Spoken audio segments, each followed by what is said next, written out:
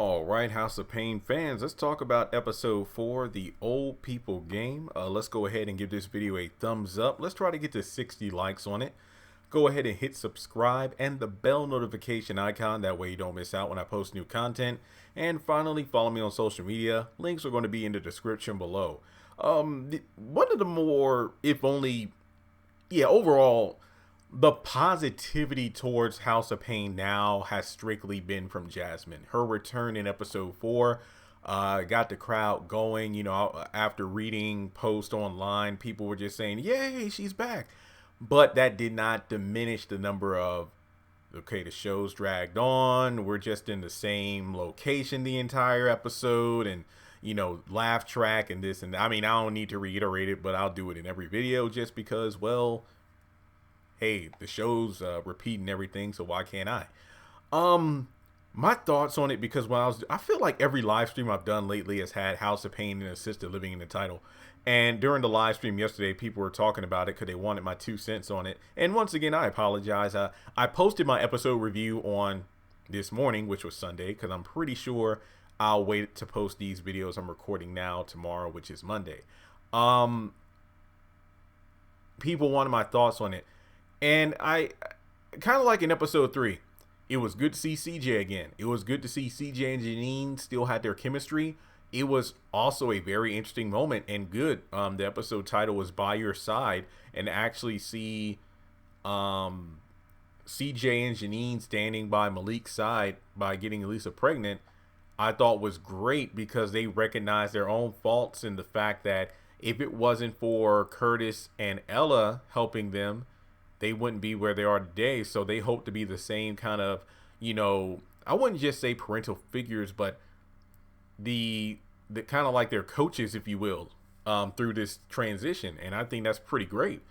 And then moving into episode 4, Jasmine, it was great to see her again. Her dynamic with Ella and Janine was on point.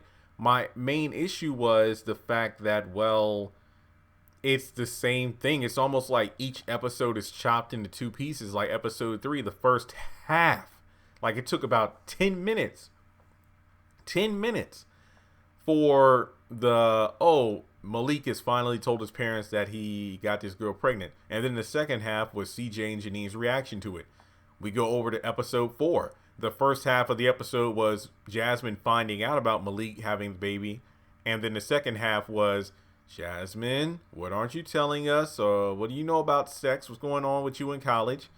And that's it. So I feel that even though it was great to see Jasmine, and it just shows that, you know, not just China and McClain, but all the actors on the show, they fell right back into their character just because of the fact that they did it. So yeah, it's been a while since they were in their roles. Curtis and Ella, again, on the Paynes, their characters were over exaggerations of how they acted on House of Payne. And yes, the OG cast were in the first couple episodes, but in terms of them all being together for an extended amount of time of filming, they all fell back into the role. Jasmine is the same, she's just older. My only thing is, once again, just the fact that the script just drags out things for so long. Like, the Jasmine sassiness is good in small doses, but when you have the same old go around for like 10, 15, 20 minutes, it gets old fast. Like, man, if you watch any of my House of Payne videos, I just say it every single time. We don't need the overuse of the laugh track. Why do we have to spend every single episode with a character asking, what is it you said? I didn't say anything. Yeah, you did. Say it again. No, I know. And then it's the same damn thing. And I even recorded a video before this one about, you know, the whole Miranda and Calvin thing. I know people are excited to see those two interact, but I feel like the tone of the show now is going to kill the reunion scene. When these two see each other again, at least, you know, in terms of the first time we will see these two together on screen again, I feel will be destroyed by, again, either Jasmine or Curtis making a bunch of snide, smart remarks that aren't funny. That will just kill the tone. There's going to be a laugh track that goes on for like 8 minutes. It's just not going to work. So Jasmine back in the show is interesting. It definitely seems like episode 5 coming up is going to be a big deal. I bet the first 10 minutes will be her and Ella talking about the sex talk, and who knows, maybe Janine maybe Ella will convince Jasmine to tell Janine about what's going on. Then that'll be the back half of the episode, and it's just nonsense. So yeah, Jasmine was definitely the star of episode 4. It was great to see her again. But here's the thing. I mean, CJ returned in episode 3, but he wasn't the star of the show. It's just the fact that CJ and Janine's dynamic together really brought the episode home for me.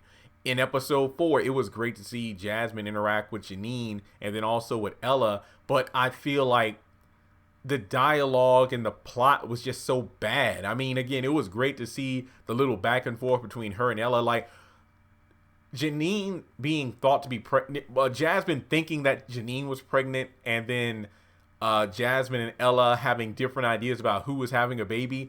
That was funny, but it wasn't funny enough to sustain the first half of the episode. It was just too much.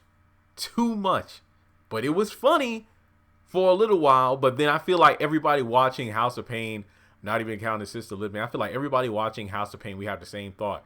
You know what? Oh, it's great to see these two characters again. Okay, that was funny. But can we move on to the next scene, the next plot? Like, what are we doing?